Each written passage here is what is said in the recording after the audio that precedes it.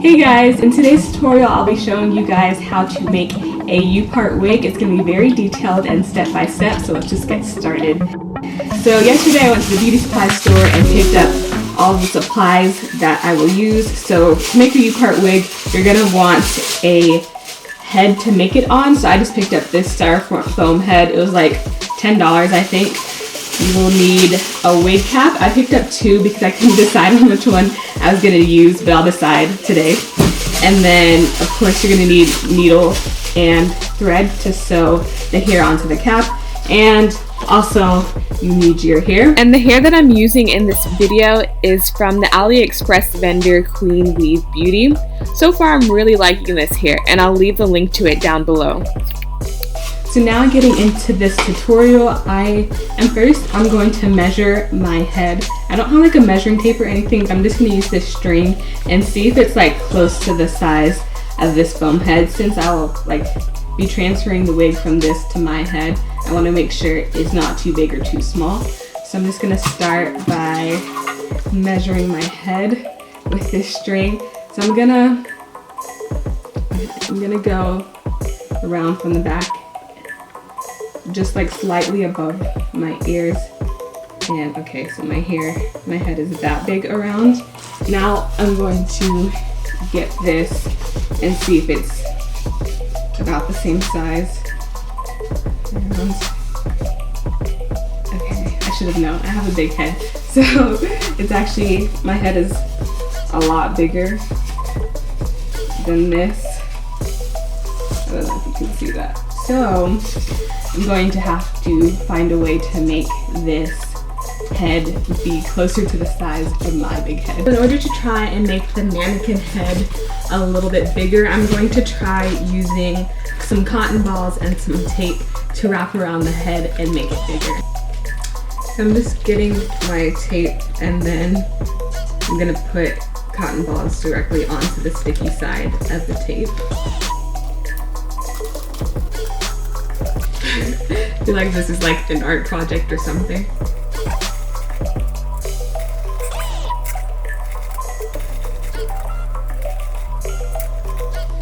Okay, I think that should be good enough. So now that I have that, I'm going to get my mannequin head and wrap this around the head.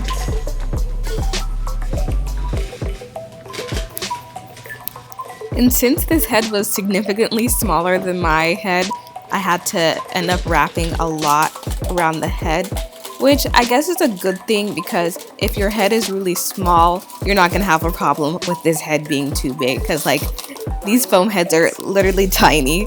But if you have either like a more normal to big size head, then you will probably have to wrap it around at least a little bit with the cotton balls and the tape. I'm just wrapping it multiple times to try and make it like less lumpy. And then so I just continue to wrap around until I feel like I've smoothed down the cotton balls a little bit. And then I start adding in more cotton balls in those like empty spaces, as you see me doing here right now. So I'm just attaching the cotton balls onto the sticky side of the tape and then taping it down and just like smashing the cotton balls and the tape down with it.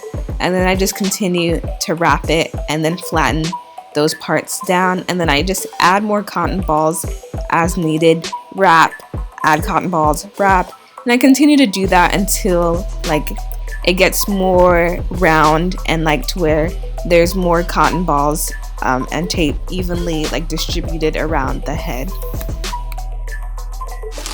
Now I'm just trying to fill in this back area, and I'm not adding more cotton balls for now. I'm just filling it in with tape to help even try and make this a little bit more not as like lumpy. But it's also okay for it to be lumpy because you're just trying to get it to be bigger. It doesn't necessarily have to be perfectly smooth. So this is what it's looking like at the moment. Now I'm going to measure my head again and see if I'm on the right track and making this the right size. And right now I'm just measuring my head, which you can't see because I'm out of the frame, sorry.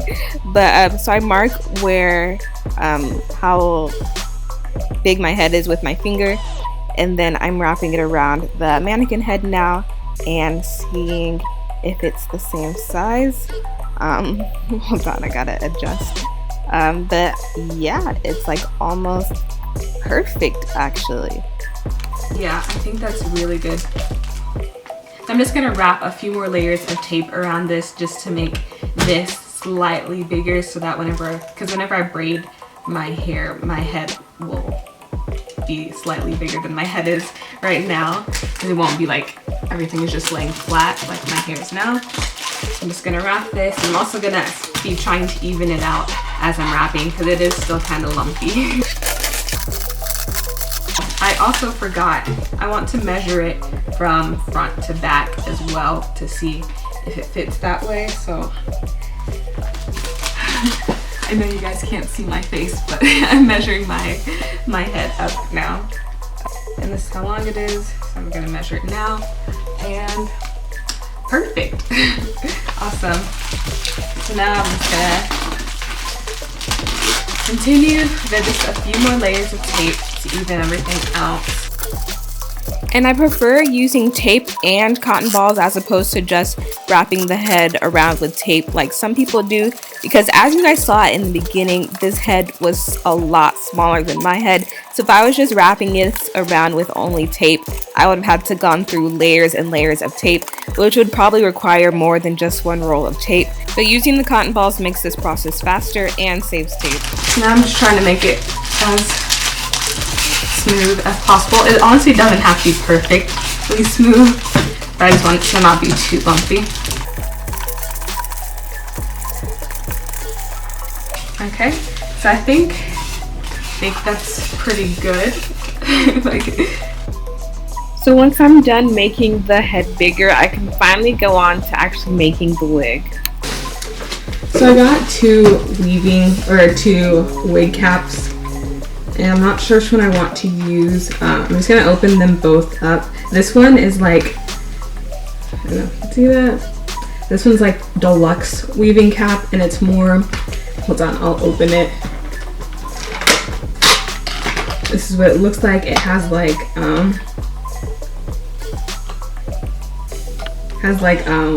what are they called? Straps and things like that. And then the other cap I have that I bought is just like a mesh weave-in wig cap. Let's see what it looks like. And it looks like this. Okay, looks like I'm gonna use the other one. This one looks very flimsy, which, yeah, I think this one's more sturdy. So I'll go with this. But I wanted to pick out one that had holes in it like this. That was more of like a net, because I want my hair to be able to breathe underneath. So that's why I didn't get like a spandex cap or anything like that. So I'm liking this. It doesn't really stretch as much as the other one, but that should be okay. I just have to be more careful with my measurements. Okay, well that fits my head like perfectly. So now I'm going to put it on my head.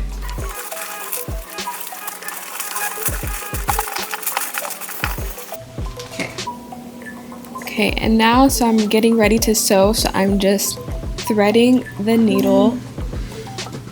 I'm gonna make it pretty long so I don't have to.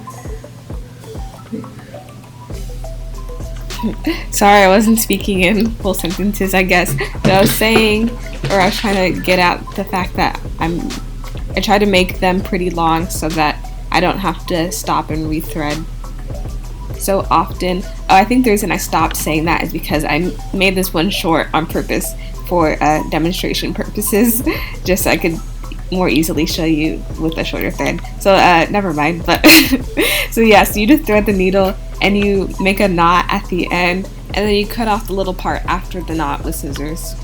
But generally, the longer the thread, the more convenient, because you don't have to keep on rethreading. But you don't want to make it too long, because if your thread is too long, it's harder to work with sometimes, and it can tangle. And so yeah, just do what works best for you. Start from where, so I want my leave out to be like from here to here. So I'm just gonna start sewing from here. So I'm going to grab the needle and I'm going to put it through the weft. And I only put the needle through the weft for when I'm starting it off, just because putting it through the weft can weaken the weft, but I want to make sure that this is extra secure for at least when I'm starting off this.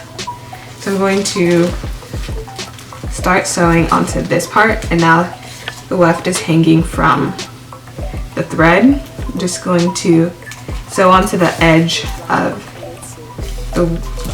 the wig cap, like so. And I'm going to pull that up, except before pulling it all the way back up, I'm going to pull the thread back out from the other side of the weft like that. You can see I'm going to open up the thread from here. Going to open it up, and then I'm going to put this through this loop so that a knot will form and it will hold it up. I'm going to put it in like that and then just pull it up, and then there you go, it stays in place. So that just makes sure that everything is extra secure, because I do plan on reusing this multiple times, so I just want to make sure it's nice and secure. So I'm just going to go ahead and sew this on to the perimeter of this weaving cap. Then as I continue to sew, I just go under the weft and through that little thick black band of the weaving net, and then I loop the thread once, and then I just repeat. So I go not through the weft, under the weft, and then through that black band on the edge of the cap, and then I loop it, and then I repeat, just looping the needle and the thread.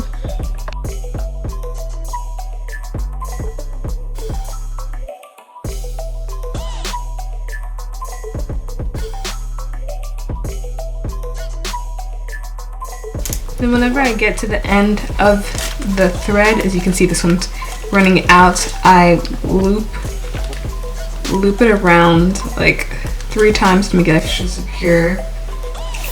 Pull it through. And then I cut the thread to remove the needle, but I don't cut it too close because I want some thread left so I can form a knot to make it extra secure. So I just tie it once, sometimes twice, to make the knot. And then after I make the knot, I just cut off that little excess string left over. And then so I'm ready for a new thread. So I just thread a new needle. Like I said before, if you make your threads longer, you won't have to do this as often. But yeah, so you just thread the needle and then begin the same process. So I'll show you again. Putting the needle under the weft and through the edge of the cap. And I'm opening up the thread and pulling the needle through. And see, it's kind of long, so you have to be sure the thread doesn't tangle in the process. Then you do it again, going under the weft and through the edge of the band, and then you loop it around, and you continue to do that over and over again. And sometimes I loop it twice, sometimes just once. It really just depends on how I'm feeling. Honestly, it doesn't really, like, you can do it once, you can do it twice. Twice makes you extra secure, but it's also just, it's an extra step that can make it take longer.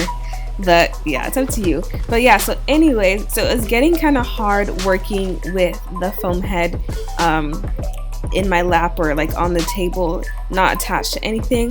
So what I decided to do was tape it on to like this stool that I had laying around the house, because I don't have one of those like fancy clamp things for a foam head like some people do. So I just had to make do with what I had around. So I went ahead and taped the foam head to this stool, And now, because the net was also moving around, so right now I'm just sewing like one stitch like to sew the net onto the foam head, because I also don't have what are they called, pins. So like I'm just trying to like make this work with just using what I have with me to make this easier. So yeah, if you don't have pins, just sew the cap onto the foam head. Like, just, it's okay. It works pretty well actually. So just that one stitch was enough to keep it in place throughout the whole process of me sewing this on. But you can go ahead and stitch it like in the back too if you wanted to make it extra secure, but I mean that was enough for me. And then so now I'm just going to continue. Oh yeah, so this stool, the reason why you can see me like being able to spin it around is because I put it on top of a spinny chair. So it made it really convenient to be able to spin around. But if you don't have a spinny chair, you can just like walk around the head too. But yeah, it's nice little makeshift setup that I came up with on the spot. But yeah, so I'm just continuing to go around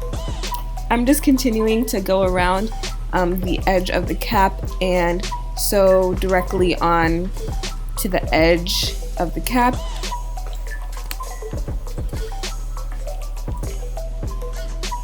I'm going to sew underneath the strap and just onto the net below it, just so I don't mess up like the strap.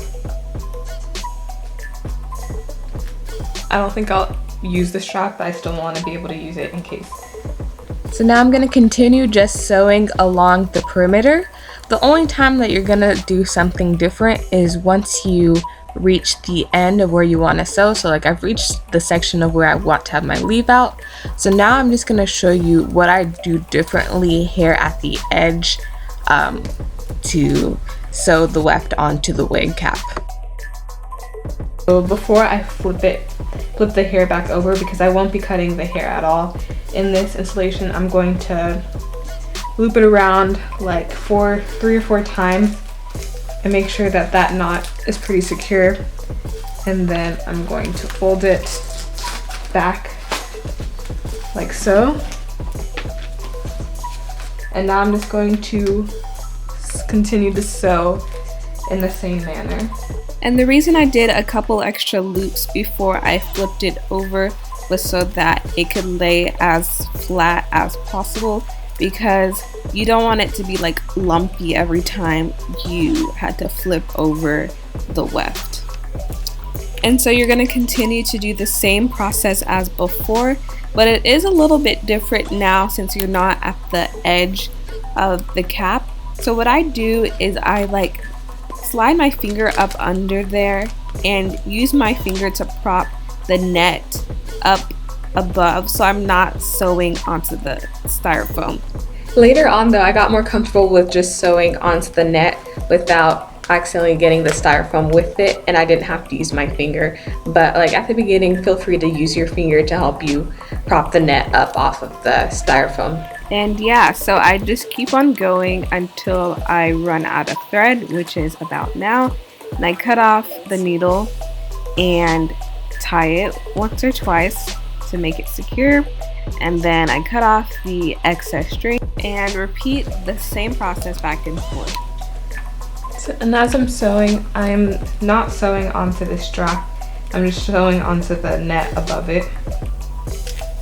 And as you can tell, here I am sewing these wefts pretty close together, and I like to sew the wefts close together at the very bottom and at the top, and in the middle I space them out a little bit more.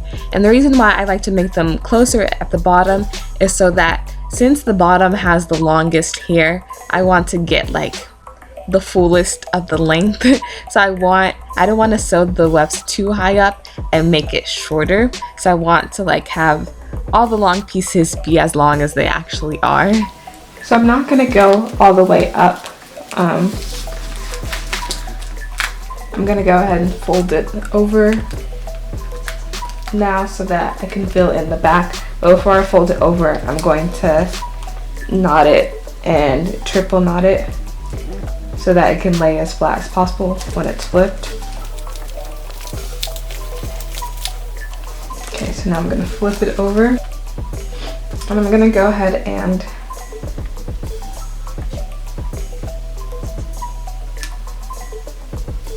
double weft it from here. So all I did was fold it in half. And I'm going to sew this down. Sew this piece down to the other piece. I'm just doing this to make this process go by faster. I didn't double knot it from the beginning because I wanted it to be flat along the perimeter. But now that I'm not working on the perimeter, I can do this. I can double the wefts. Doubling the wefts here also helps keep this longer bundle closer to the bottom of the wig and like keeps it long. And you see how much faster double wefting makes it? Like, I'm already almost done with this entire bundle. So now I'm just flipping it over again and sewing down this last few tracks that I have left, just using the same method I showed you earlier with the fold over method, making sure you like triple knot it to make it secure before you flip it over, just to make sure it's flat, especially since this is double wefted. You want to make sure that it is still flat. But then once you have sewn it down, you can move on to the next weft. I'm just using the same needle. Like, you don't have to use a new needle for a new weft or anything. So I just went through, like I actually went through the actual weft for this new weft to start it off, just the same way how I went through the actual weft to start off the first bundle. So as you can see me here, trying to pick it back up, I think it fell. But see, as you can see, this is also double wefted. All I did was fold it in half, and I am sewing, and whenever I sewed through the wefts, I sewed through both layers of the weft. And now I'm not sewing through the weft, I'm just sewing under the weft.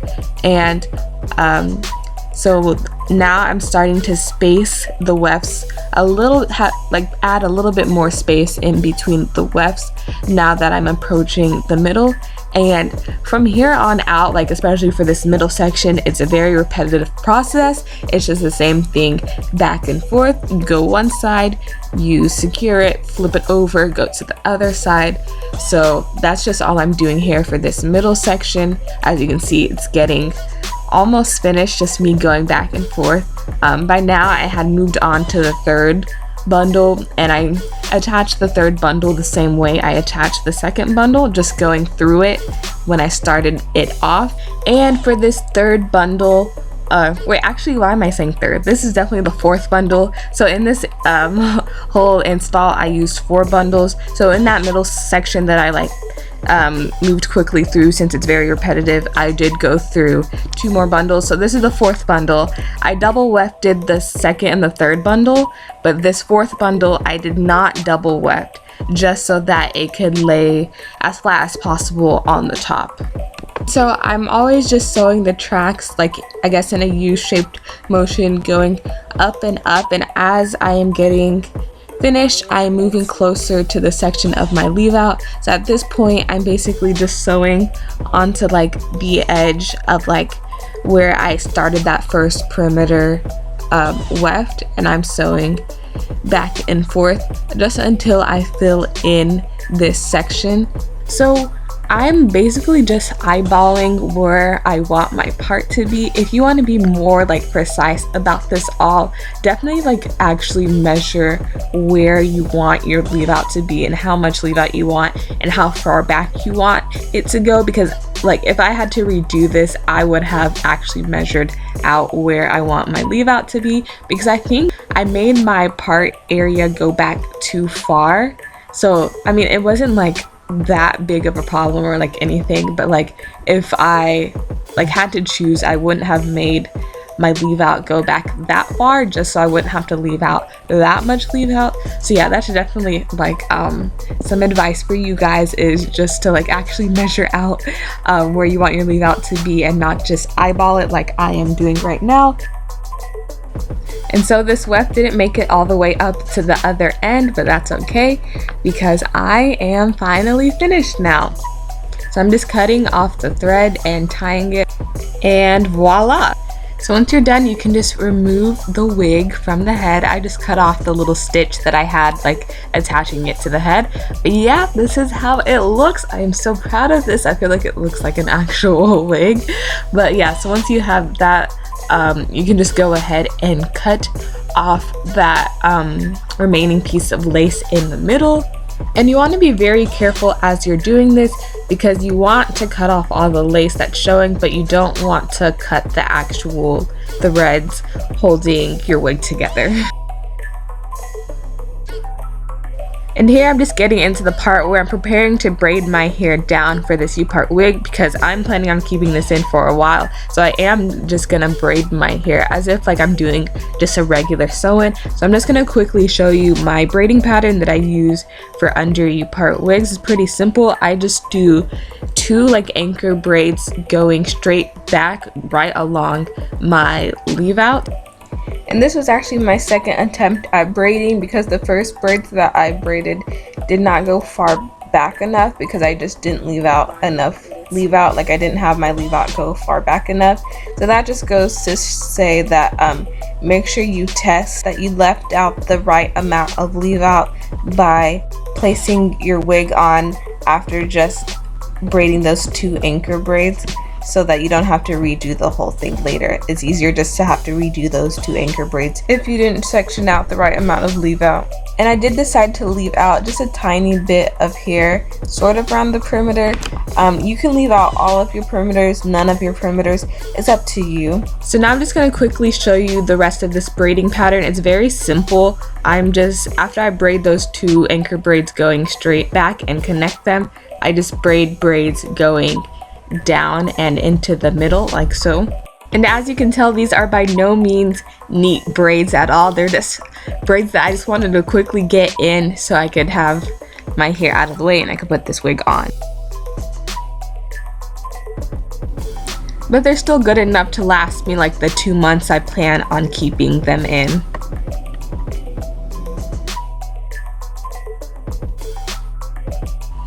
And once I get to that part where I had my anchor braids, I just connected them and braided them down the same way I'm braiding down the other braids. And then I just decided to do 1 big braid to finish off the end.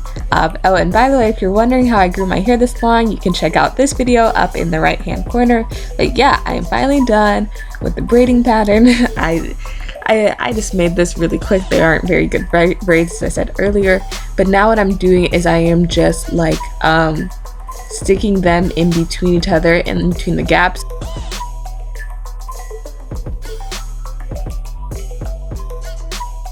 And I'm sewing them down, making sure to sew them down like as they lay in between the gaps.